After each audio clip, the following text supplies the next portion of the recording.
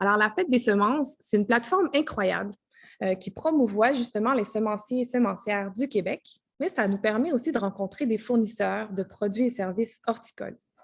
Alors, ce soir, on est vendredi, hein, ouais, ça a commencé mercredi, et puis ça se poursuit.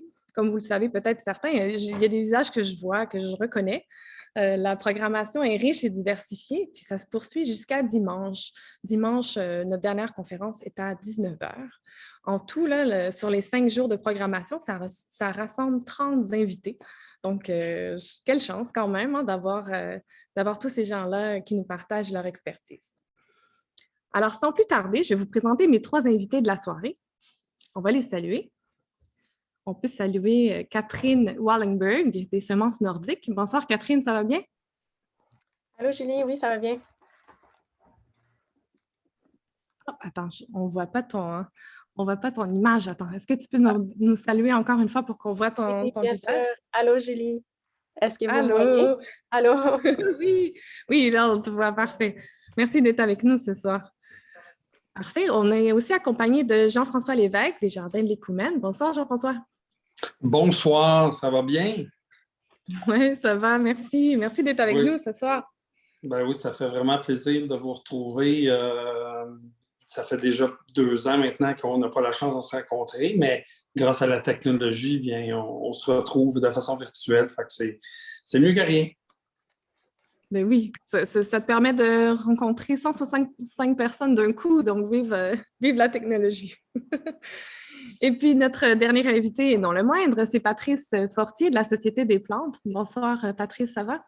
Bonsoir, oui, ça va très bien. Content d'être ici avec vous.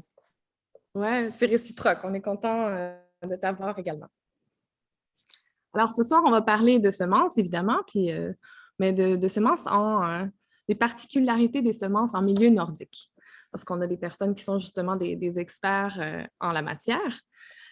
Puis aussi, notre thématique générale de la programmation, c'est histoire de semences.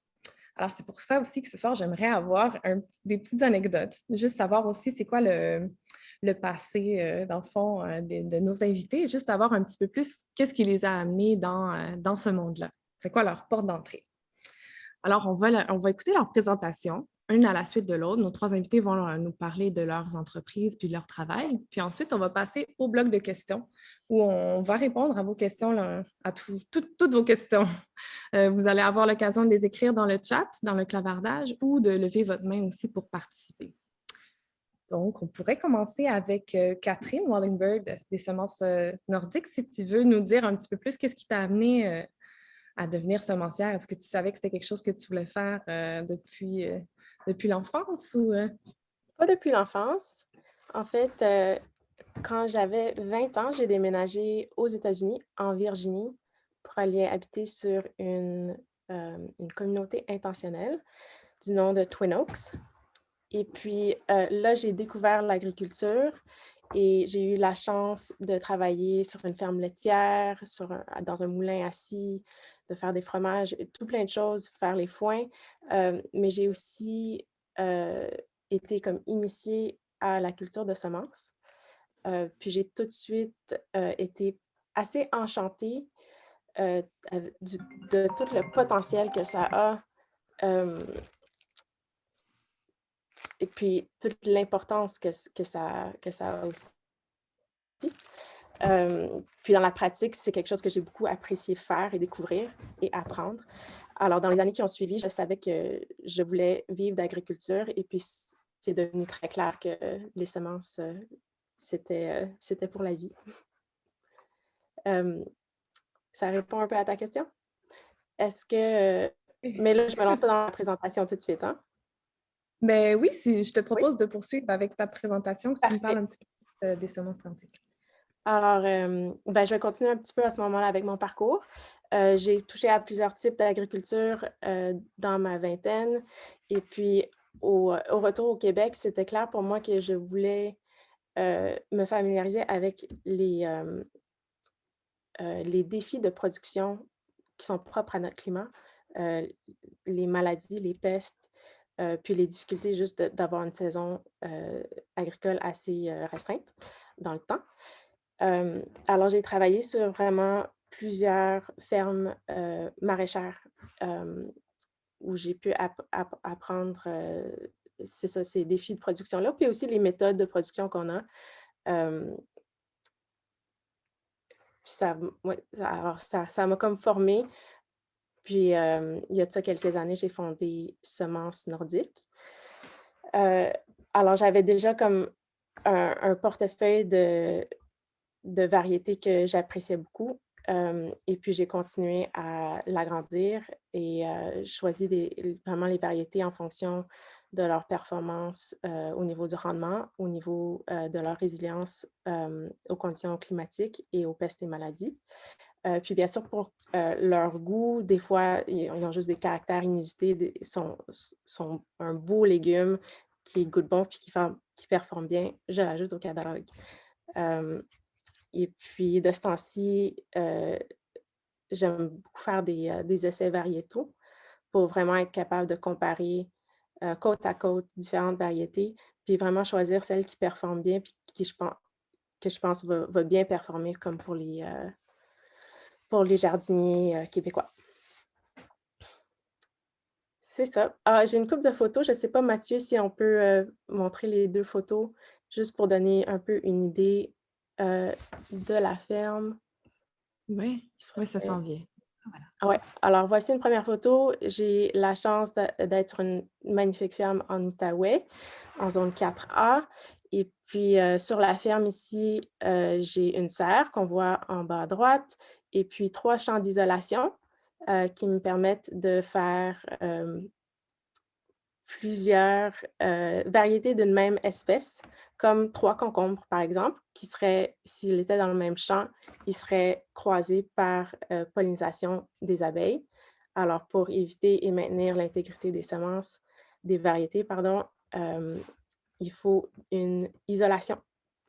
Alors, c'est semences nordiques. Et puis, la prochaine photo, s'il te plaît, Mathieu, on voit un des champs, un des 3 champs d'isolation.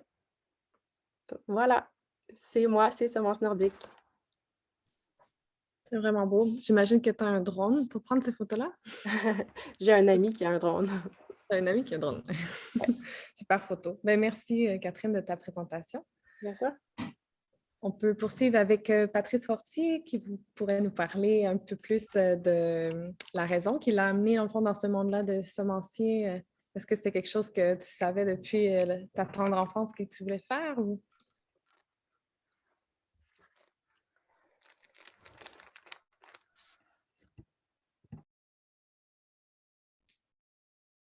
On ne Mon t'entend pas, par micro. contre. Là, est-ce que vous m'entendez? C'est parfait. Ça marche, ça?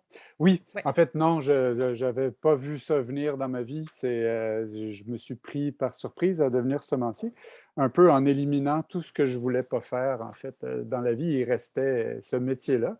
Et puis, moi, je viens du centre-ville et puis je n'ai jamais jardiné étant enfant, mais j'avais quand même la dent gourmande et j'ai eu des expériences gourmandes qui m'ont laissé très curieux et insatisfait de ce que je pouvais trouver dans les épiceries pour combler mes désirs.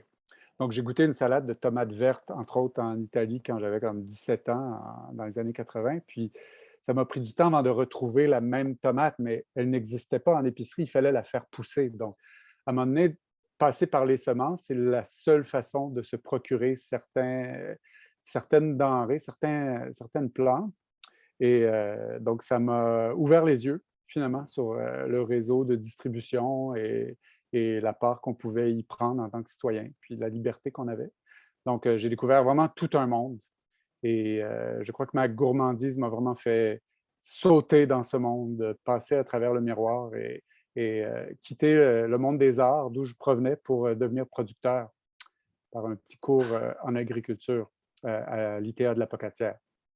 Donc, je crois que la plupart des gens, ben, mon histoire, c'est l'histoire de n'importe, ça aurait pu être n'importe qui est, quand on est un consommateur en ville, quelqu'un qui achète ses produits, je crois qu'on n'est pas toujours, on n'est pas conscient de toutes les possibilités si on se met à produire des produits. Donc, il y a vraiment, c'est un autre monde, en fait.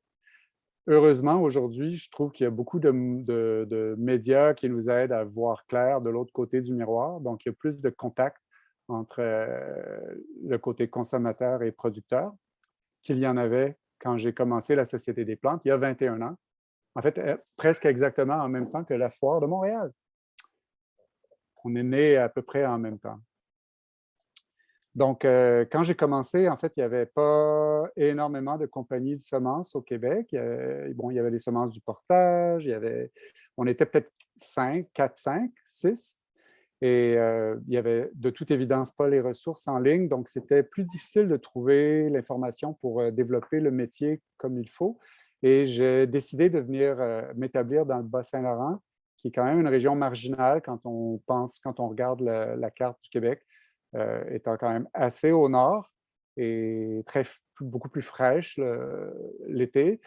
Et donc, je me suis dit, ben, je vais voir qu'est-ce qui est possible de faire avec un climat comme ça. Et je voyais plus les limites que ça m'apportait au début.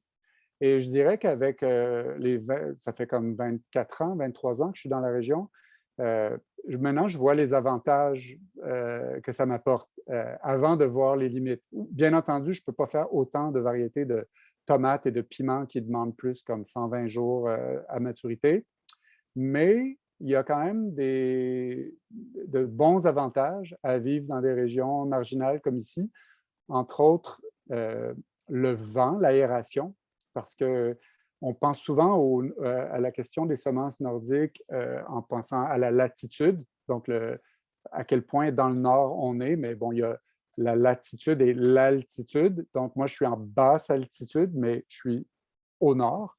Et donc, le fait d'être en basse altitude, ça me sauve en me donnant quand même une saison décalée par rapport au sud de la province, mais somme toute, j'ai quand même un certain nombre de jours pour atteindre la maturité, ce qui est crucial pour produire des semences.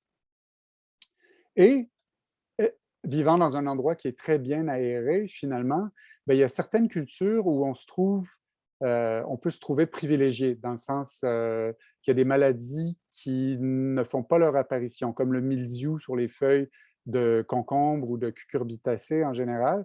Quand je vais dans le sud de la province au mois de juillet, bien, souvent on voit qu'il y a beaucoup de blanc sur les feuilles et parce qu'il y a une humidité ambiante. Donc, il y a plus de chaleur, il y a des avantages, mais il y a quand même un désavantage qui est le manque d'aération naturelle. Donc, dans le Bas-Saint-Laurent, qui est plus frais, où il y a une très bonne ventilation naturelle, bien, on n'a pas ce problème-là. Donc, des fois, il y a autant d'avantages finalement que d'inconvénients dans le cas d'un climat nordique. Et donc, avec le temps, j'ai comme pris là, je suis parti pour ma lancée de présentation d'entreprise au complet. C'est ça qu'on attend de moi, hein? C'est ça? Oui? OK. Oui, c'est parfait. C'est parfait. OK. C'est super intéressant. Tout le monde t'écoute. C'est bon. Alors là, finalement, avec le temps, on voit, c'est sûr qu'on ne peut pas tout faire, mais il y a on note les bons coups, les mauvais coups, puis finalement, il y a il faut juste, on apprend à ne pas faire ce qui est écrit dans les livres finalement, parce que la plupart des manuels de production, quand j'ai commencé, moi, ça ressemblait un peu à ce qui est enseigné par Jean-Martin Fortier. Je faisais du maraîchage pour la restauration avec un rotoculteur et puis une gestion très serrée des rotations et un plan. Mais finalement, j'ai dû décaler plein de cultures à cause de mon climat nordique. Comme pour intégrer une production de semences de laitue, qui est probablement ce qui est le plus parlant par rapport à mon climat, c'est que c'est très difficile de l'intégrer comme primeur au printemps. Donc, intégrer des plants de laitue dans mon jardin au printemps, même si je les pars d'avance dans une serre, c'est beaucoup préférable de les semer à l'automne d'avant et les faire hiverner sous la neige. Donc, j'ai beaucoup expérimenté dans ce sens. Comment je peux faire des semis directs dans mon jardin l'année d'avant, donc décaler les résultats sur plus qu'une année.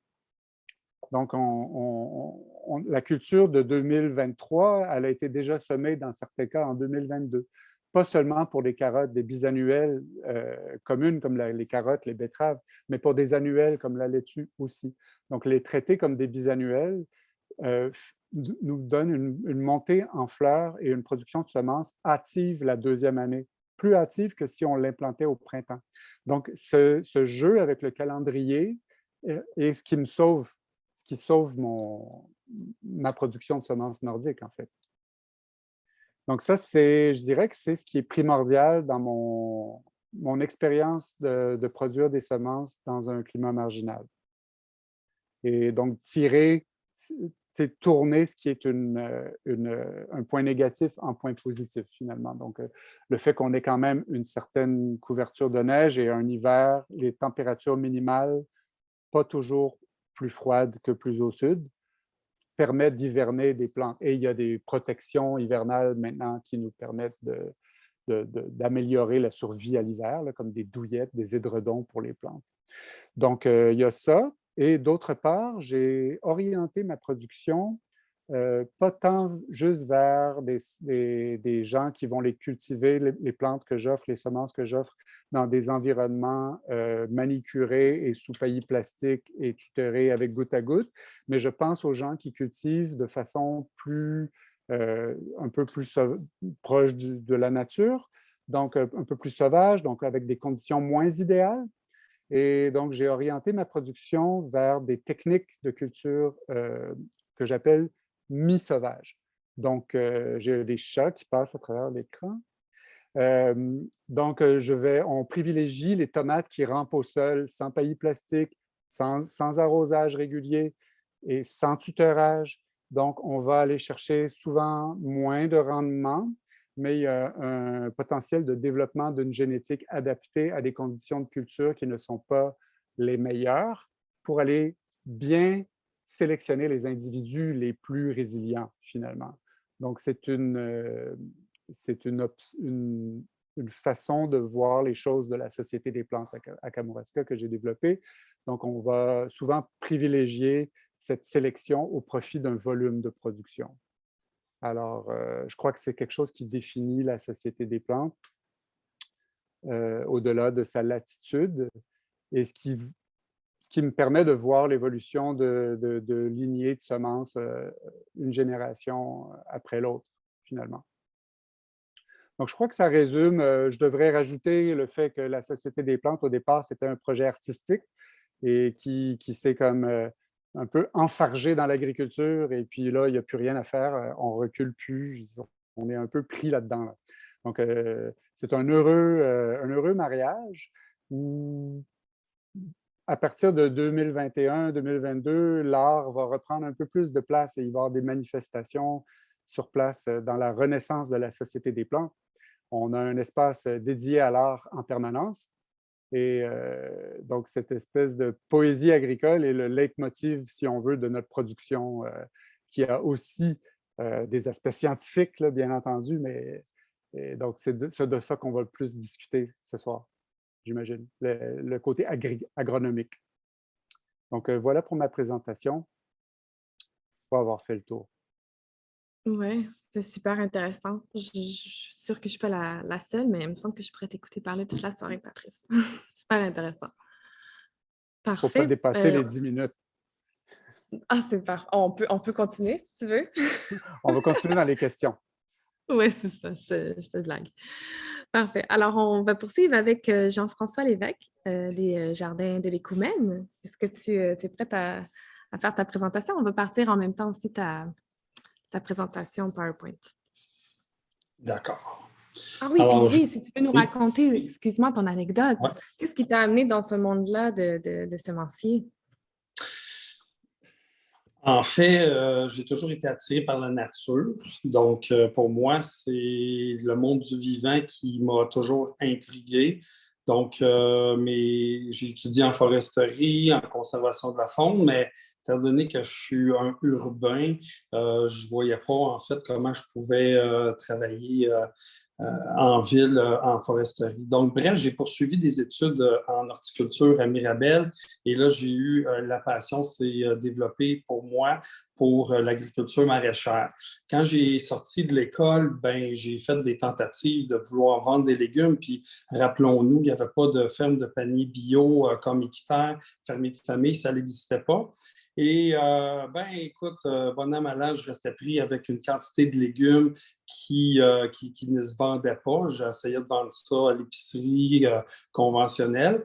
Cependant, ben, la curiosité, en fait, m'a amené à laisser monter mes semences, mes plants en graines, les laitues, les brocolis, les tomates, en fait, un peu de tout. Et j'étais intrigué vraiment par où on pouvait retrouver ces fameuses semences-là.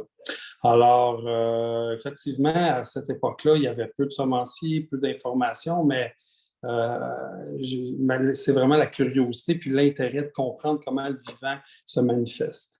J'ai eu la chance d'acquérir dans les années 1996 un bout de terrain, donc qui m'a permis d'explorer davantage, mettre en place en fait mes connaissances pour commencer à produire des fruits et des légumes.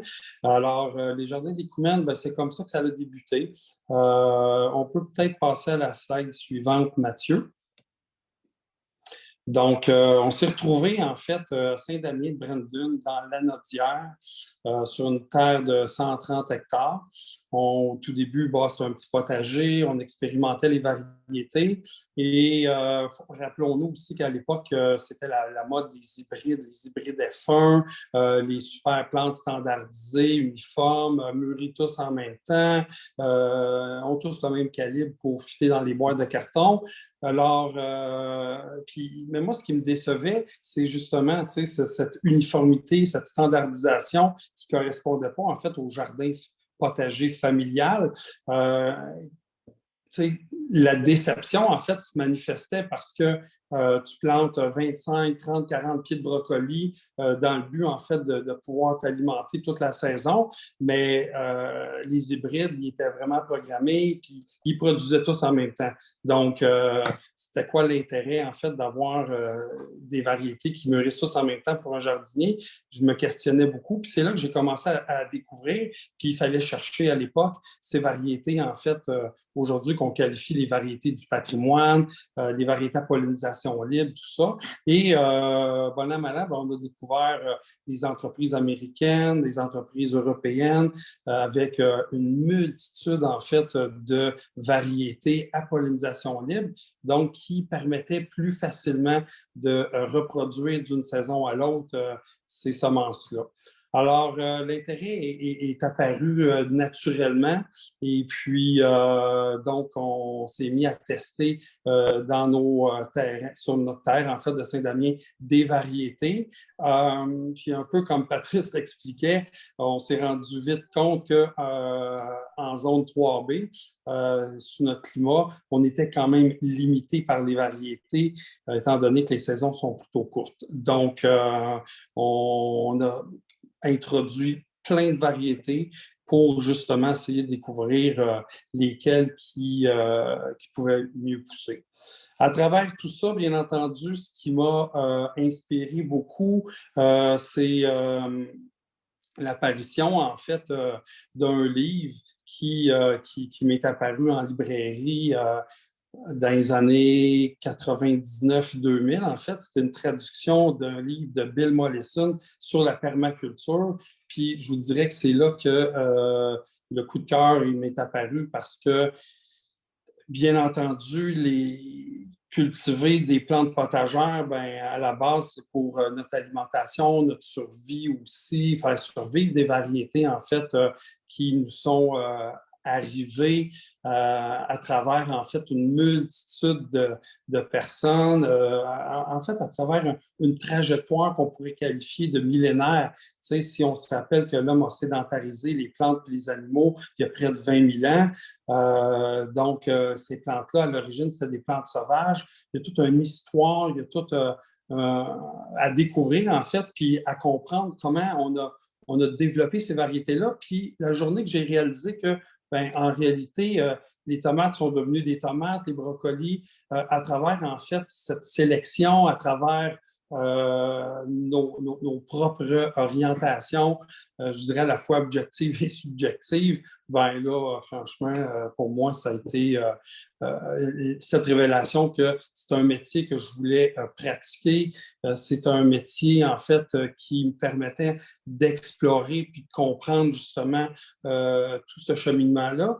Et les études que j'ai faites en foresterie, en agriculture, tout ça, on parlait beaucoup d'écologie, on parlait beaucoup de sciences. Puis moi, ça m'interpelle beaucoup. Donc, c'est pour ça qu'aujourd'hui, cette notion d'écosystème, pour moi, c'est quelque chose qui est important de comprendre comment sont structurés nos environnements à partir de cette science-là.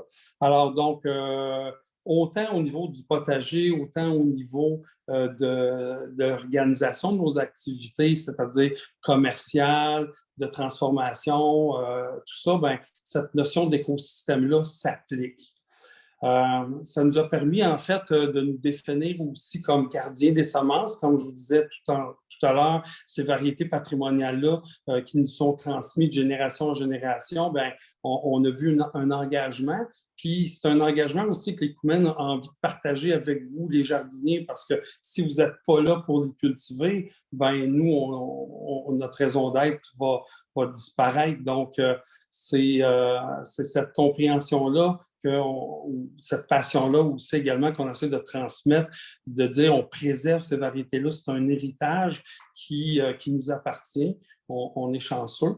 Et puis, ben, la permaculture, les systèmes de polyculture, donc qui créent cette biodiversité-là, ben, c'est ça qui fait la richesse, en fait, de notre terroir, de l'entreprise, tout ça. Les gros défis, en fait, qu'on a, c'est justement parce qu'on est en zone 3B, ce qui signifie qu'on a des saisons courtes, les nuits sont plutôt froides, donc ça nécessite, en fait, un travail constant de sélection pour permettre à ces plantes-là d'arriver à compléter leur cycle au complet. Donc, un peu comme Patrice le soulignait, ces inconvénients-là, ben, on essaie de les traduire, en fait, plutôt en avantage. Alors, c'est sûr que pour contrer, en fait, ces contraintes climatiques, ben, nous, on a quand même... on explore, on essaye en fait de voir si on peut améliorer certaines conditions en intégrant des structures au jardin. Donc, nous, on a fait le choix d'implanter des systèmes d'irrigation pour en fait améliorer quand même certains rendements, s'assurer aussi là, d'une certaine productivité. Le fait aussi d'utiliser des structures, ça, dans certains cas, ça aide à ne pas utiliser des pesticides.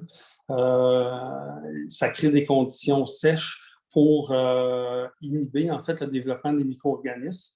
Ce qui est vraiment particulier dans l'approche, la certification bio, en fait, la méthodologie en fait qu'on met en place pour les produire, bien, c'est qu'au lieu de voir en fait les micro-organismes comme des ennemis qu'il faut abattre, qu'il faut éliminer.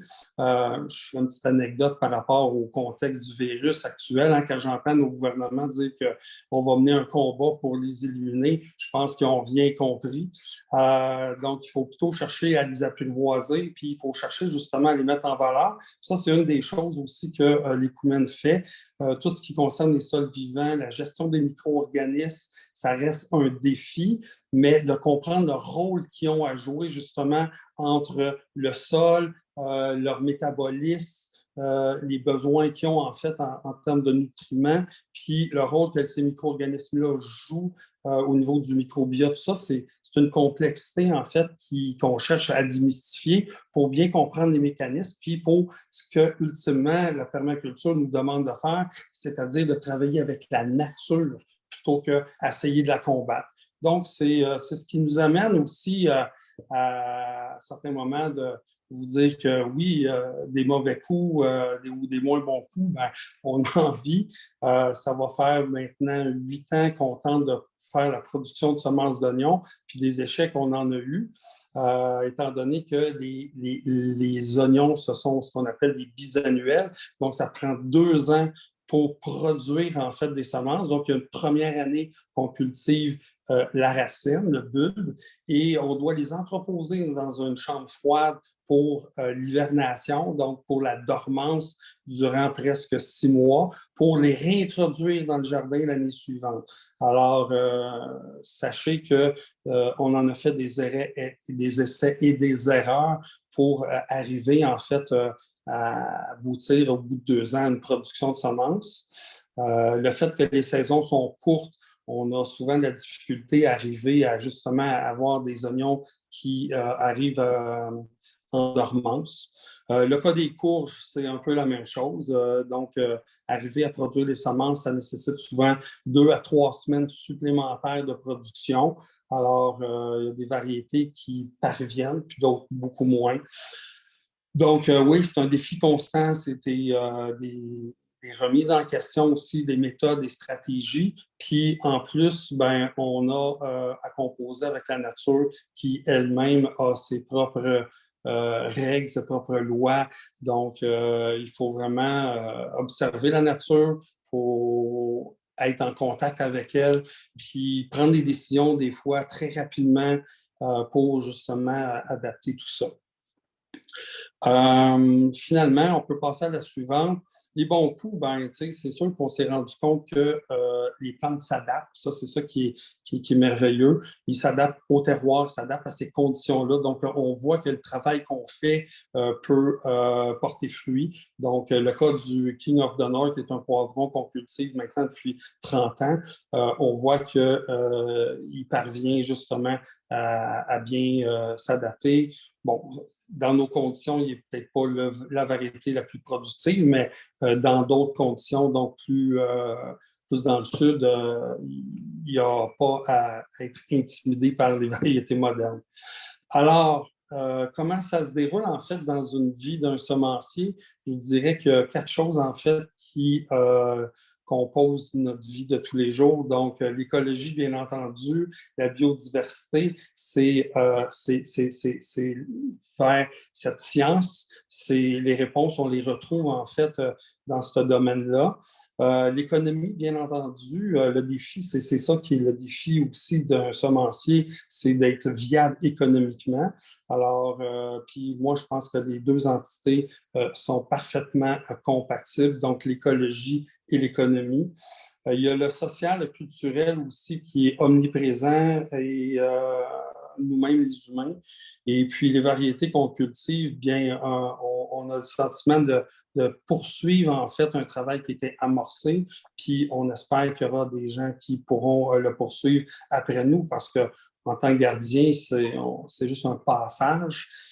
Et bien entendu, ben, la vie personnelle, donc ça se résume à un travail de 24 heures sur 24, 7 jours par semaine, 365 jours par année, mais bon, moi, je compose bien avec ça. J'arrive en fait à retrouver mon équilibre à travers ces découvertes-là, ces joies-là, ces défis-là. Donc, c'est un peu ça. Alors, je vous remercie beaucoup. Je ne veux pas prendre plus de temps. Je pense qu'il y aura peut-être des questions où on pourra élaborer davantage. Alors, je retourne la parole à notre chère animatrice. Merci, Jean-François. C'est fort intéressant, toi aussi, ta présentation. Merci.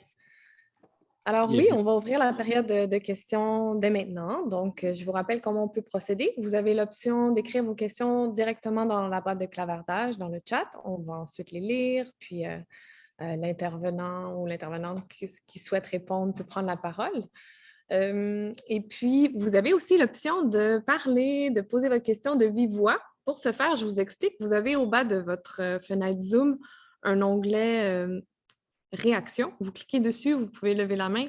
On va voir que vous levez la main, puis on va vous nommer, on va réactiver votre micro, puis vous pourrez répondre, vous pourrez poser votre question à ce moment-là.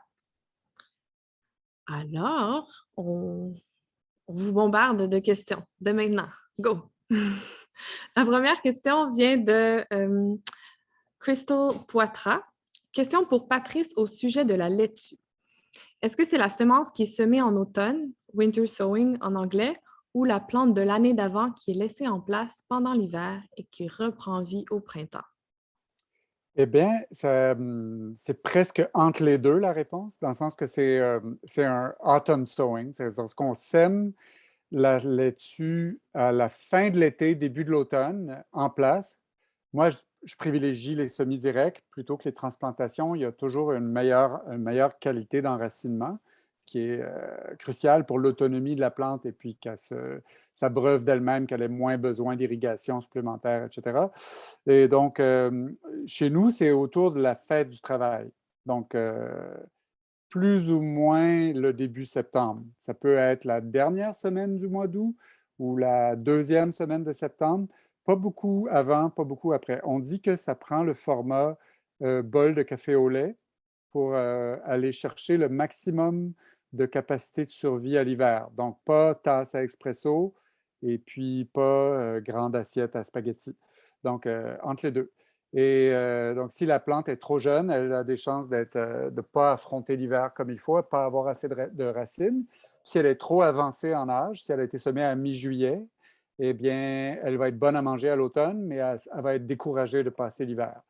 Donc, c'est ça. Donc, c'est des plantes presque matures qui vont passer l'hiver. Donc, il n'y a pas aucune transplantation dans notre système. On éclaircit, bien entendu, ça permet de manger des bébés laitueux à l'automne. Je dis laitue, mais on fait ça avec d'autres plantes comme les chicorées, etc. Donc, ça permet de quand même toujours manger l'éclaircissage et de continuer d'éclaircir au printemps, parce que tous les individus ne survivent pas à l'hiver, point, et ne survivent pas à l'hiver avec autant de grâce et d'élégance. Donc, il y en a qui vont survivre à l'hiver, mais qui ne seront pas des beaux plants. Donc, on peut les buter, les manger, et puis on éclaircit pour aller chercher un bon espacement. En fait, la technique peut servir aussi juste pour se faire de la laitue à manger au printemps aussi. Voilà. Parfait, merci. Super pertinent. Il y a Lise Milmore qui demande pourquoi ne pas laisser les oignons en terre durant l'hiver. Je pense que c'était spécifique à Jean-François dans ta présentation, tu en parlais. Ben, nous, en fait, on les sort pour les sélectionner. On a les phénotypes qu'on appelle les variétés morphologiques ou les caractéristiques plutôt morphologiques. Donc, il y a des oignons plats, il y a des oignons qui sont faits en toupie. Et l'autre chose aussi, c'est que les gens qui voudraient les consommer, bien entendu, ils vont les rentrer à l'intérieur. Donc, ça nous permet de faire également une sélection sur la capacité de conservation. Donc, nous, en fin de saison, ben, ceux qui ont germé, on les élimine, puis on garde principalement ceux qui n'ont pas germé. Donc, c'est la raison pour laquelle on sort nos oignons de terre. Sinon, ça nous est déjà arrivé, puis probablement plusieurs de jardiniers d'entre vous, de les oublier là, puis vous voyez qu'au printemps, ils vont pousser. Donc, c'est une belle expérience que vous pouvez entreprendre. Ça ne pose aucun problème là, si vous voulez expérimenter justement cette production-là.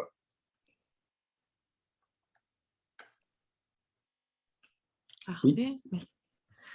Il y a Jean-Luc qui demandait comment obtenir des semences d'un plant de chou kale. Est-ce que Catherine s'attend de répondre? Oui. Alors, le chou kale est une bisannuelle. Il y en a de différentes espèces, mais le procédé pour en obtenir des semences est pareil. Alors, c'est un peu comme Patrice décrivait, un chou kale va avoir des meilleures chances de survie au stade comme juvénile avancé. Alors, d'être semé à l'automne ou vers la fin de l'été. C'est pas tous les chou kale qui vont hiverner aussi bien. Alors, il y en a certains qui vont avoir un meilleur taux de survie. Dans mon expérience, les chou kale frisés et les types russes vont hiverner mieux et avec moins de protection au Québec qu'un type, mettons, lacinato, qui est plus comme de descendance italienne et qui a moins de rusticité. Alors, au printemps suivant, on voit le plant comme reprendre, pousser avec vigueur et s'élancer. Il va faire des silices et puis dans les silices, il y a les cosses les semences. le plant va comme, à un stade avancé, va se mettre à sécher et puis on peut soit sélectionner les branches qui sont sèches et les battre et les vanner, comme une à une au au fur et à mesure que le plant progresse. Ou on peut couper le plant à la base et laisser le tout sécher sur une toile. Moi, pour, battre la majorité des brassicacées, dont le kale, je fais à pied. Alors je pile sur ma toile. Jean-François, on t'entend pas. Hem, si tu veux ajouter quelque chose?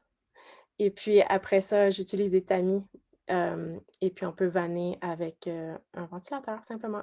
J'espère que ça répond à ta question. Oui, je suis persuadée que ça répond à ta question. C'était une belle procédure étape par étape. Merci. Jean-François, est-ce que tu voulais ajouter quelque chose à la réponse de Catherine?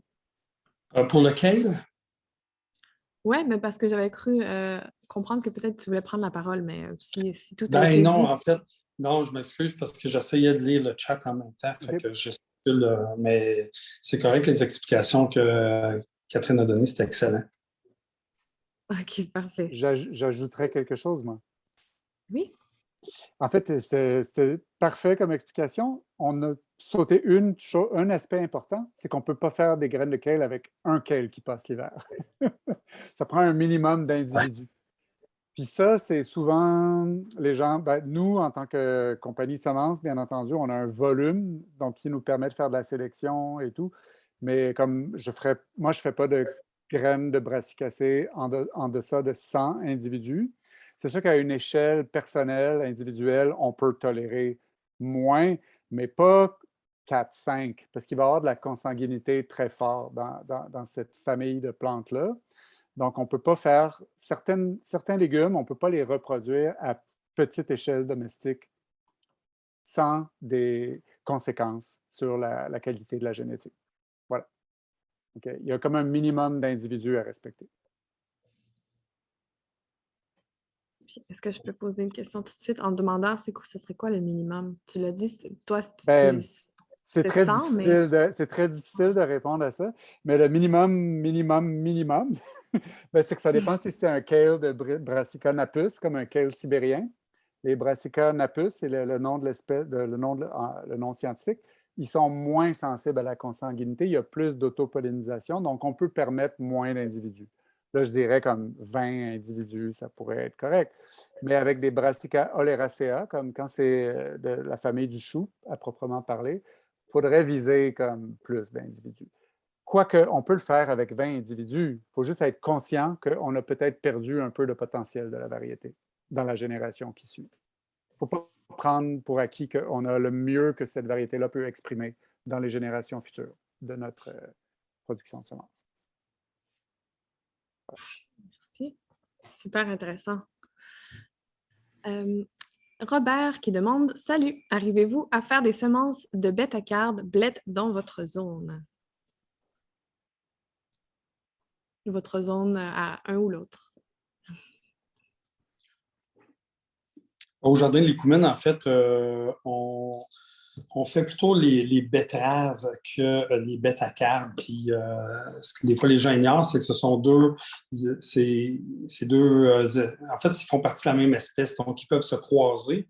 Puis, on préfère faire des betteraves. Franchement, moi, en tant que consommateur de légumes, les bêta-cardes, je les trouve intéressantes parce qu'ils sont faciles à cultiver, mais ils ne font pas partie, en fait, là, de mes principal goût culinaire. Peut-être que Patrice, lui, aurait des trucs intéressants à dire là-dessus.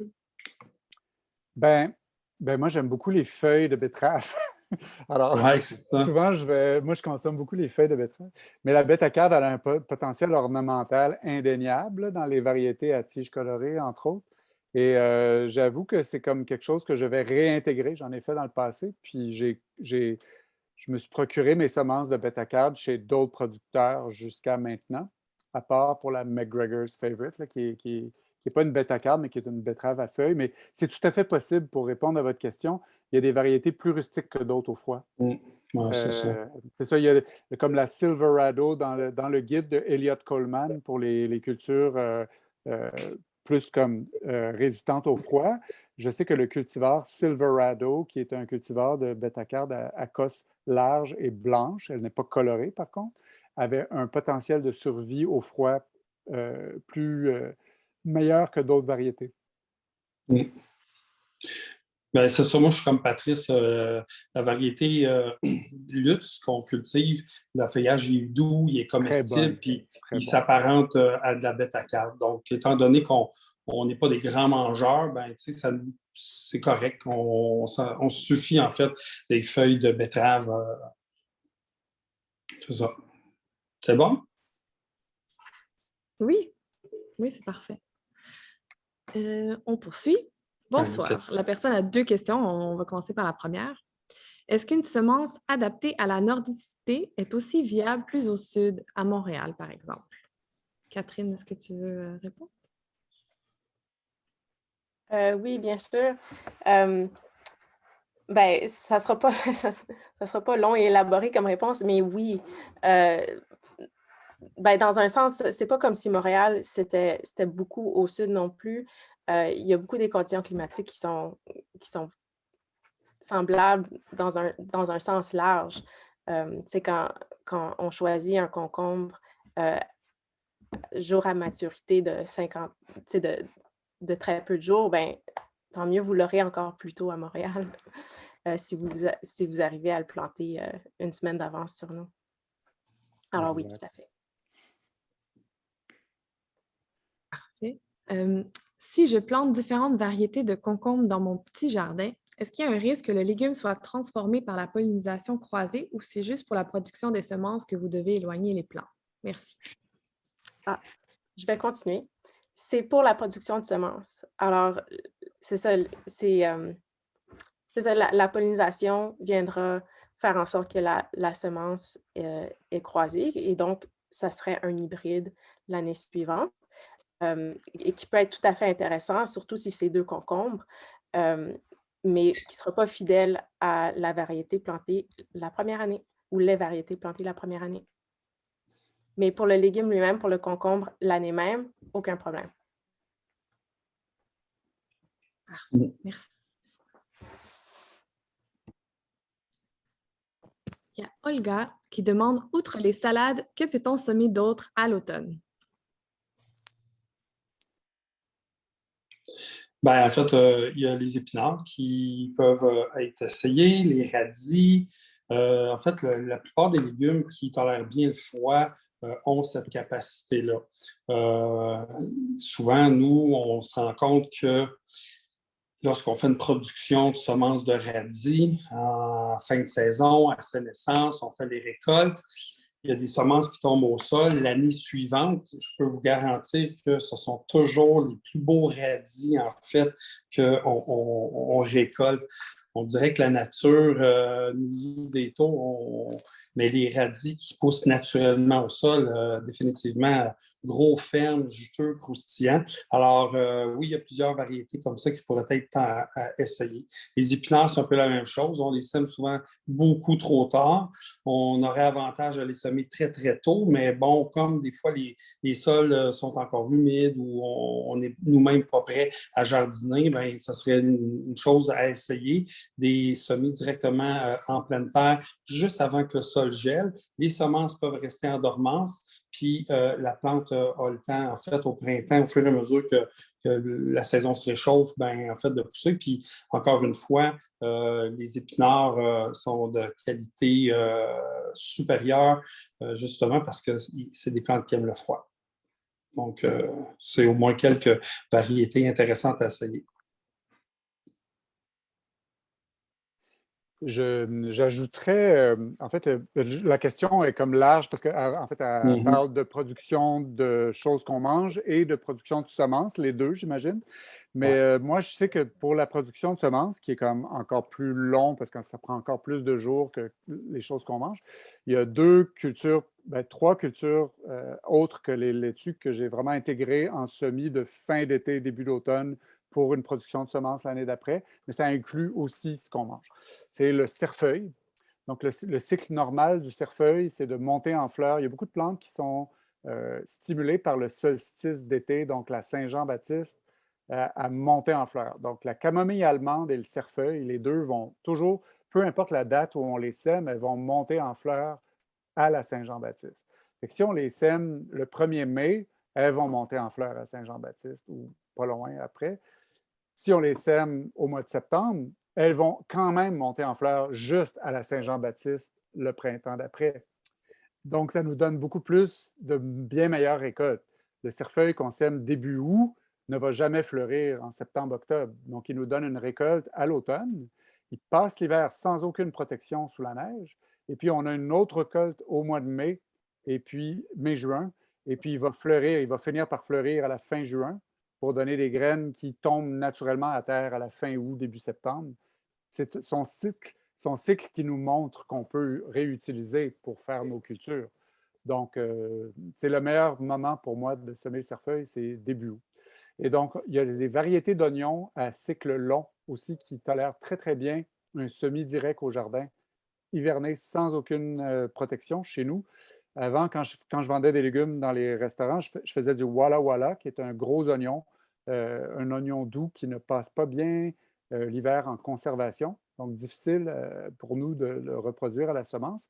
Mais quand on le sème début août, il passe très bien l'hiver au jardin pour donner des oignons l'été d'après. Donc, notre cuisse de poulet du Poitou, qui est un oignon qu'on fait à la Société des plantes, peut être semé début août, passer l'hiver sous forme de ciboule et donner un oignon à récolter, un échalion en fait, à récolter l'été d'après.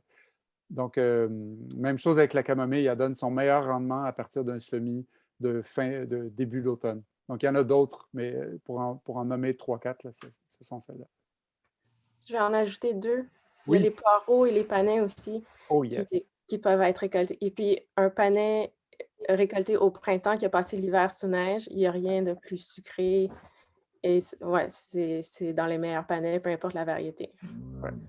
Pareil, en fait, pour un épinard ou même une verdure brassicacée qui peut avoir passé l'hiver, sous neige. Ça vient vraiment concentrer beaucoup du goût et beaucoup des sucres. Exact. OK. J'espère que vous avez pris des notes. Il y a Chantal Boucher qui demande, avec le réchauffement climatique, voyez-vous des possibilités qui n'étaient pas là il y a 10-15 ans? Exemple, mois de septembre plus chaud. Ben, moi, en fait, je dirais à la fois oui, il y a des possibilités, mais il faut quand même mettre une bémol. Le changement climatique ne peut pas nécessairement dire qu'on n'aura pas des gels hâtifs. Donc, c'est clair que les plantes ont plus de possibilités de s'adapter parce qu'on présume que les saisons vont être un peu plus longues, un peu plus chaudes, mais ce n'est pas l'unique facteur, en fait, qui est à considérer.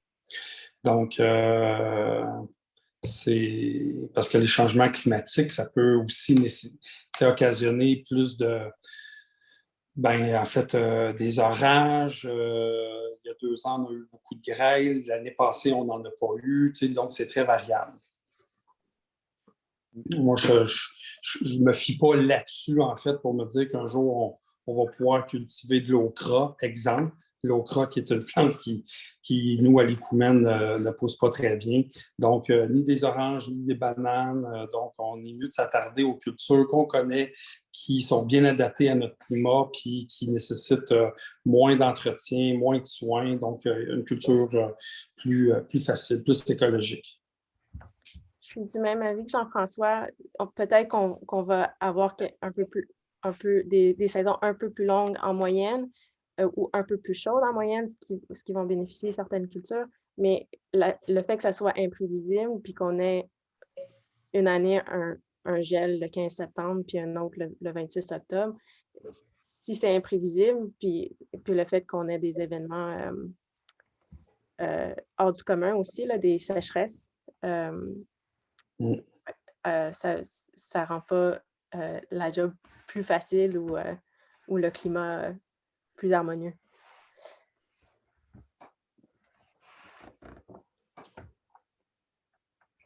Je propose de poursuivre avec la prochaine de Yves Pelletier. Dans le sud du Québec, voyez-vous des difficultés et des défis nouveaux avec les changements climatiques? On reste un peu dans la même thématique.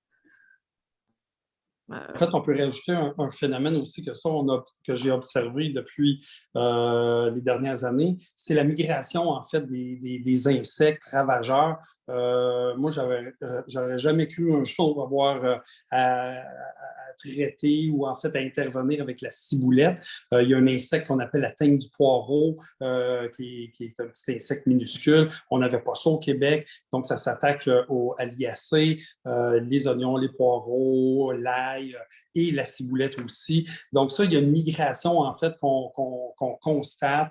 Il y en a même maintenant un nouveau, je pense que c'est un insecte qui s'attaque aux courges. En fait, c'est le perceur de la courge, là. Et puis, donc ça, on n'avait pas ça au Québec. Donc, les changements climatiques vont nous amener effectivement des nouveaux défis à ce niveau-là. Ça, soyez-en certains.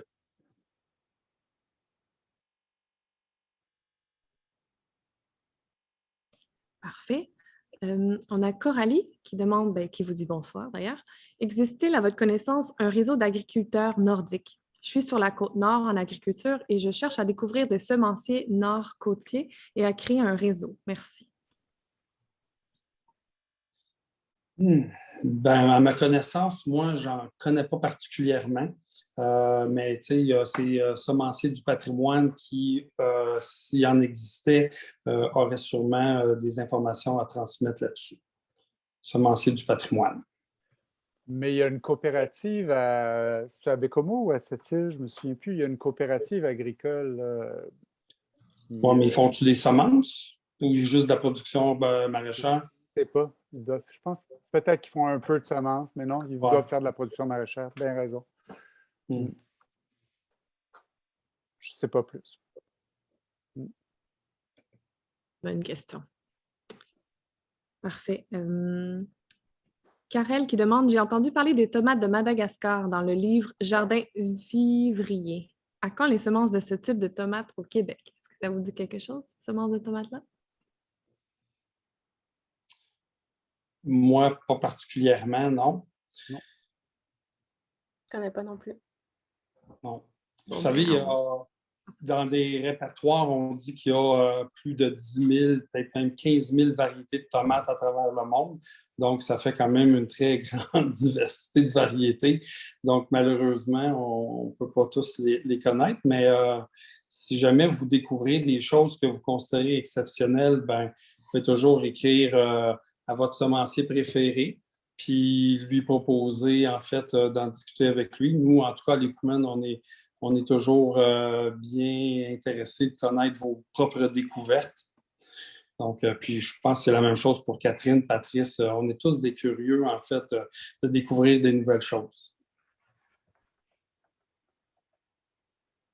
Il y a Réal Piédalu qui demande, Jean-François, s'il vous plaît, qui a ramené le melon d'Oka ou fait découvrir le souchet? Avez-vous d'autres belles surprises qui s'en viennent? Bien, dans le cas du melon d'Oka, en fait, nous, on a tout simplement eu la chance de rencontrer les moines qui l'ont cultivé, en fait, l'ont créé. C'est le frère Athénéas à l'école d'agriculture d'Oka, écoute, au début du siècle. Et puis, eux, ils ont déménagé dans ma région, Saint-Jean-de-Mata. Puis, une petite discussion 5 à 7. Je dis, écoute, ça serait bien le fun que vous vous mettiez à cultiver le melon d'Oka. Ils avaient oublié, en fait, que ça venait de leur congrégation.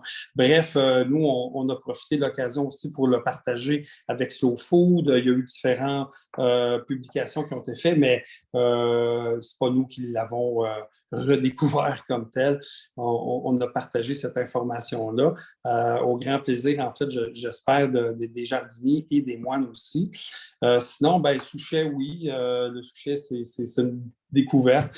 Je pense que tous les semenciers, en fait, qui sont dans le réseau semencier ont tous leurs préférences. Un bien connu, Patrice Fortier, qui essaie plein de trucs. Puis, bon, Catherine, probablement. Mais on est tous, en fait, dans le réseau semencier, des passionnés de découvrir de nouvelles choses. Donc, ici et là, on se partage des découvertes. Et puis, allons-nous avoir des nouvelles choses à partager avec vous pour découvrir? Bien, la réponse est bien sûr.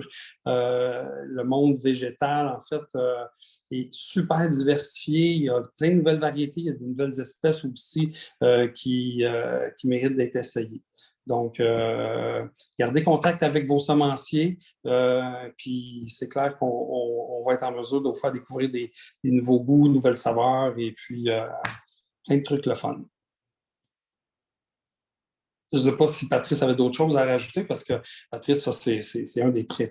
Oui, mais c'est parce qu'il y a plein d'affaires que j'aimerais bien mettre. C'est parce que de la découverte à la mise en vente d'un lot de semences, il y a plusieurs années, des fois, de recherche. Parce que c'est pas tout de découvrir quelque chose qui pousse bien dans notre climat, c'est de réussir à bien en produire la semence, de bien en extraire, nettoyer.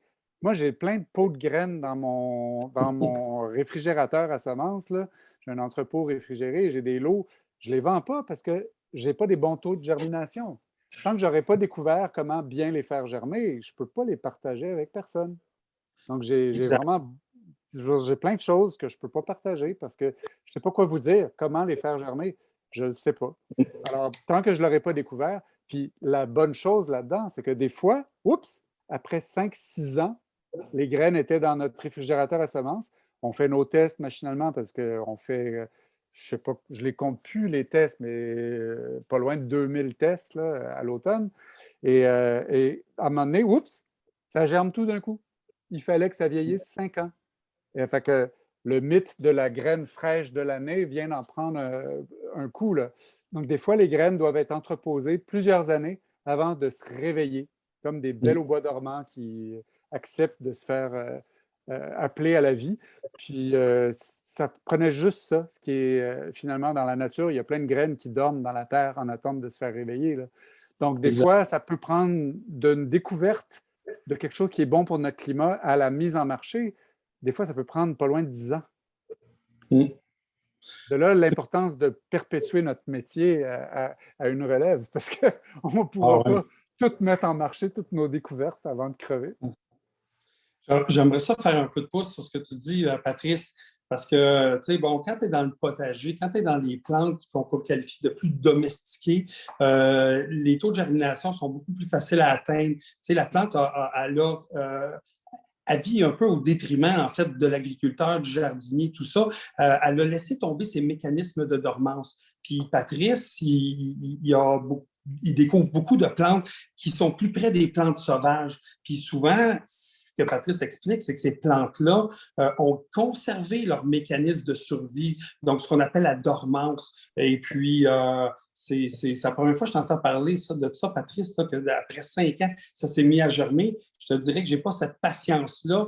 Dernièrement, justement, on a fait un gros ménage, puis j'ai regardé puis je pensais à toi, puis je me disais, des coups, on essaye d'année en année, mais à un moment donné, bon, on lâche prise. Mais effectivement, c'est un travail qu'on fait. Puis je tiens à souligner que les artisans semenciers, longtemps, nous ont reproché justement de vendre des semences qui ne germent pas. Mais je peux vous dire aujourd'hui que c'est de l'information qu'on se transmet dans notre réseau, puis c'est important. Puis un bon semencier va procéder à des tests de germination. Patrice vient d'évoquer 2000 tests. Je ne sais pas si vous savez, mais c'est beaucoup de travail, mais c'est important pour nous d'offrir des semences qui ont une qualité germinative. Puis soyez à l'affût parce que même nous, des fois, on atteint des taux de 60%, puis on hésite. Mais en même temps, on a de la difficulté à les mettre en marché, mais de temps en temps, on se dit que ça mériterait quand même d'être mis en marché, mais avec des indications. Fait que regardez souvent, soit sur les sites Internet, sur les sachets, puis on va mettre des indications. Je sais que Patrice le fait beaucoup. Nous aussi, à l'occasion, on le fait d'indiquer, regarde, 60%, c'est un taux qu'on arrive à obtenir. Puis en même temps, ben, c'est ça la réalité. Hein? On doit vivre aussi de ça, donc on les commercialise, mais on vous informe de ça. Fait que soyez pas surpris, puis renseignez-vous comme il faut. Je ne sais pas si ça fait du sens pour toi, Patrice. Oui. Mais puis, il faut juste souligner aussi que pour certaines espèces de plantes, on ne peut pas viser le 100% pour tous les types de plantes. Il y a Exact. certaines espèces de plantes qui se gardent toujours une petite gêne. Et puis, Ouais. c'est pas, genre, tant que les graines ne pourrissent pas, sont encore bonnes, c'est juste qu'ils se réservent une germination dans 2-3 ans. Là, tu sais. Donc, Ouais. des fois, 60%, c'est très bon par rapport à certaines espèces. Là. Exact. On passe à suivant. Oui. C'est fort intéressant, hein? J'aime ça quand vous interagissez en plus comme ça, c'est super intéressant. Il y a Lise Milmore qui demande, doit-on mettre au réfrigérateur nos semences durant l'hiver? Est-ce qu'elles ont plus de chances de produire des plants en les réfrigérant?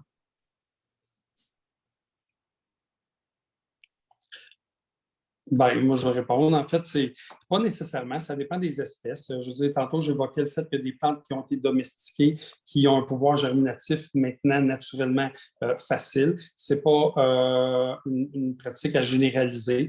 Dans d'autres cas, bien entendu, les plantes, comme je disais tantôt, qui ont un peu plus proche des plantes sauvages, oui, ça peut être une bonne idée. Mais au-delà d'entreposer des semences dans le réfrigérateur pour obtenir un meilleur taux, ben c'est ça, c'est variable. Cependant, c'est une bonne pratique. Nous, on recommande toujours aux gens de conserver leurs semences au sec, au frais et à la noirceur. C'est les 3 conditions nécessaires. Donc, un bon contenant hermétique dans le réfrigérateur, c'est toujours une très bonne stratégie en fait pour conserver, surtout si vous n'utilisez pas dès la première année toutes vos semences.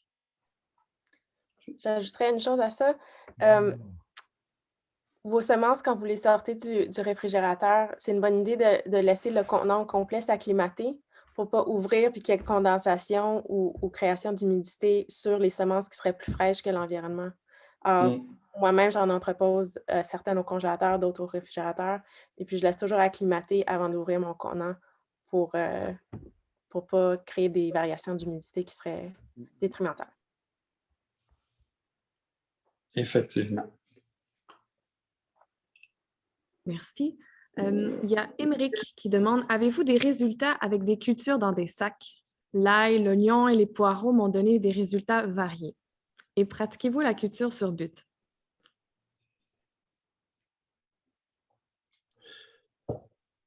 Avez-vous des résultats avec des cultures dans des sacs? Quand on parle de culture en sac, excuse, on parle de culture, mettons, comme en contenant, les smart pots, c'est de ça qu'on parle, j'imagine? Tu ne sais pas, hein? Ça n'a pas été précisé. Non, malheureusement, Émeric, si tu nous écoutes, tu peux peut-être...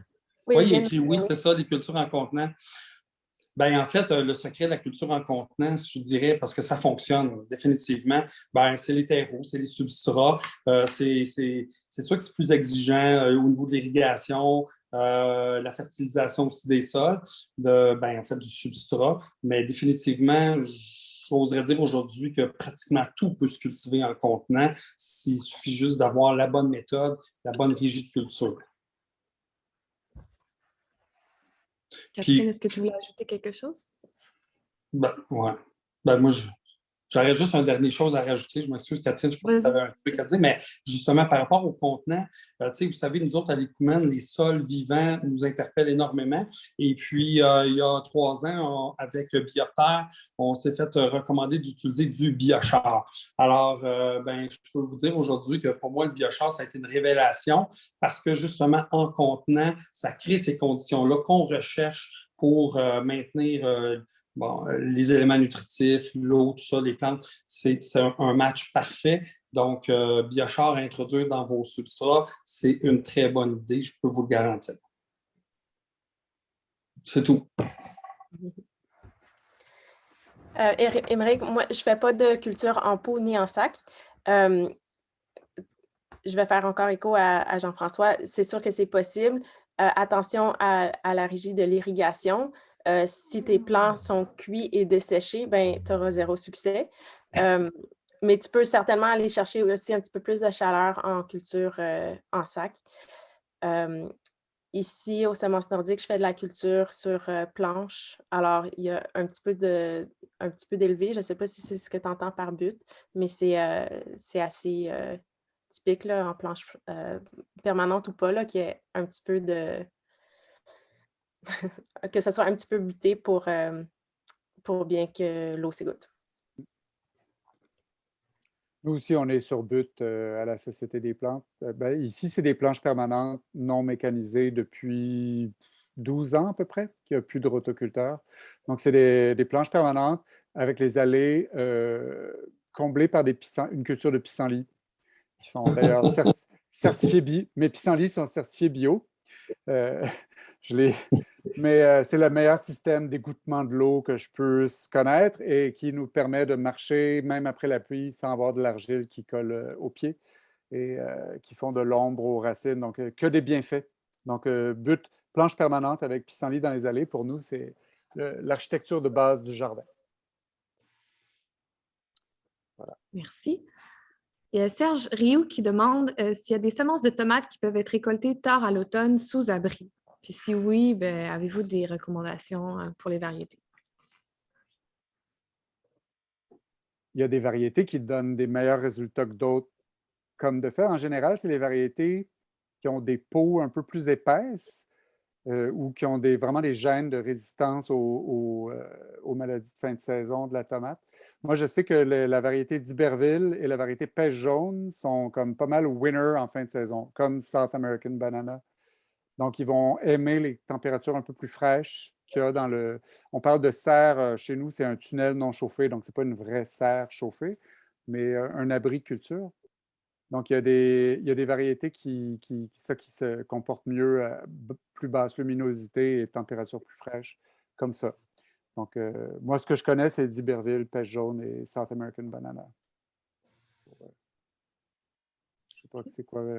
Les autres semenciers ont sûrement leur variété de prédilection.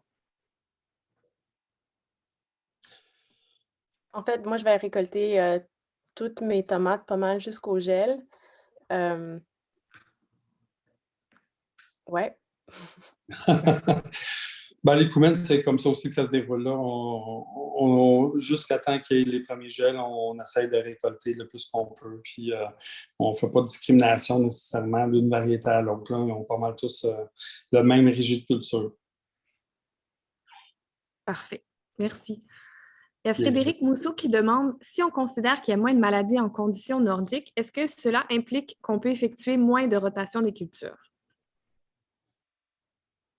Moi, je dirais que c'est pas comme ça qu'il faut aborder la chose. Les rotations de culture, ça vise principalement à éviter, en fait, que les plantes se retrouvent au même endroit qui prendraient à ce moment-là les mêmes éléments nutritifs du sol. Donc, il y a des plantes qui sont plus frugales, d'autres plus gourmandes. Donc, c'est plus au niveau du sol, en fait. Puis, pour ce qui est de la rigiculture, au niveau des maladies, c'est sûr que ça a une incidence, mais je ne pense pas que les changements... On parle de changement climatique, je pense à travers ça. Je pense... Ou plus dans le sud, bref... Donc, moi, je suis pas pour ça que je fais des rotations de culture. En tout cas, c'est pas pour ça. Je ne sais pas les autres, comment ils fonctionnent. Ouais, moi, je pense pas non plus que ça viendrait diminuer l'importance des rotations des cultures et au niveau de la fertilité, mais aussi au niveau des pestes. Puis, je ne sais pas si je suis de l'avis qu'on a moins de maladies. On a un éventail de maladies différents qui se pointent à des moments différents que d'autres géographies. Mais on a certainement notre part de maladies fongiques, bactériennes, tout le kit. Ah oui. Ça vaut la peine d'avoir un bon système de rotation de culture. Quand c'est possible. C'est sûr qu'en petite surface, on fait son possible, puis on fait avec ça. C'est sûr qu'au niveau des ennemis de culture en région nordique, on peut affirmer qu'il y a moins de générations d'insectes nuisibles que plus au sud. Mais à part ça, on a de plus en plus les insectes du sud qui font leur maison chez nous. Alors, bonjour la cicisdomie du chou-fleur, ça change la vie, ça change la vie du monde. Mais on a moins de générations. C'est quand même une moins grande pression. Puis... J'aimerais juste faire un peu de pouce aussi là-dessus parce que la notion des maladies, je pense que nous autres, on voit ça très différemment. C'est-à-dire que dans nos écosystèmes, lorsqu'il y a un déséquilibre, puis il peut être à la fois génétique parce qu'il y a des plantes qui sont moins bien adaptées, mais ça peut être aussi une cause environnementale. Puis dans la nature, ce qu'on appelle la nature naturelle, ben, ce qu'on appelle maladie, c'est plutôt soit des organismes ou un mécanisme ou une fonction pour régulariser, en fait, les moins bien adaptés. Lorsqu'on cultive des plantes qui viennent d'une autre région, exemple, ben, ça se peut que la nature, elle, détermine que ce n'est pas sa place. Donc, nous, on appelle ça maladie, mais en réalité, la nature, elle a prévu des mécanismes pour régulariser, en fait, les écosystèmes. Tu sais, si là, demain matin, on arrête de cultiver nos jardins, puis je suis convaincu que Patrice ou Catherine et tous les autres jardiniers, ils vont dire la même affaire, bien, la nature va reprendre le dessus, puis il va y avoir une série de plantes, en fait, qui ont comme rôle et fonction de rééquilibrer les milieux. Il y a des plantes qui vont aller très profondément pour aller chercher des nouveaux minéraux enfouis dans le sol, pour les ramener en surface. Ils vont faire des litières. Les plantes annuelles ont un rôle à jouer, en fait. On parle de succession végétale. Bref, il y a des mécanismes, en fait, qui existent, puis que nous, ben, on court-circuite parce qu'on fixe des objectifs de vouloir produire des légumes, bon, je dis parfaits ou dans les meilleures conditions. On élimine, en fait, les litières qui, naturellement, apportent, en fait, au sol la matière organique pour nourrir les micro-organismes. Bref, il y a tout ce qu'on appelle la chaîne alimentaire du sol, le réseau trophique. Bref, il y a des mécanismes qui existent. Puis nous, ben, on court-circuite tout ça, puis ben, on est là, puis on fait comme « Oh boy, les maladies s'installent », mais il faut comprendre que la nature a déjà prévu des mécanismes pour justement se débarrasser des pas bons. Fait qu'il faut relativiser le concept de maladie au jardin, selon moi.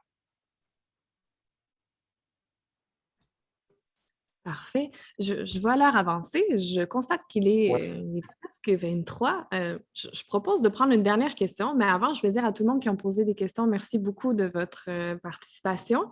On va placer dans le chat les liens vers les boutiques de nos 3 invités de ce soir. Vous pouvez aller consulter. Vous allez voir, il y a déjà une foule d'informations. Vous allez probablement peut-être trouver même réponse à certaines de vos questions. On vous invite à aller consulter. Puis la dernière question, qu'on a choisi, je trouve qu'elle clôt bien la discussion. C'est Valérie Dion qui demande est-ce qu'un de vous, en fait, ou peut-être probablement c'est le cas pour les 3, vous êtes-vous déjà fait offrir des semences vraiment spéciales, uniques, rares? Puis, ben, dans le fond, elle aimerait, j'imagine, avoir cette histoire-là à raconter à tout le monde. Est-ce que vous avez déjà des anecdotes de partage de semences?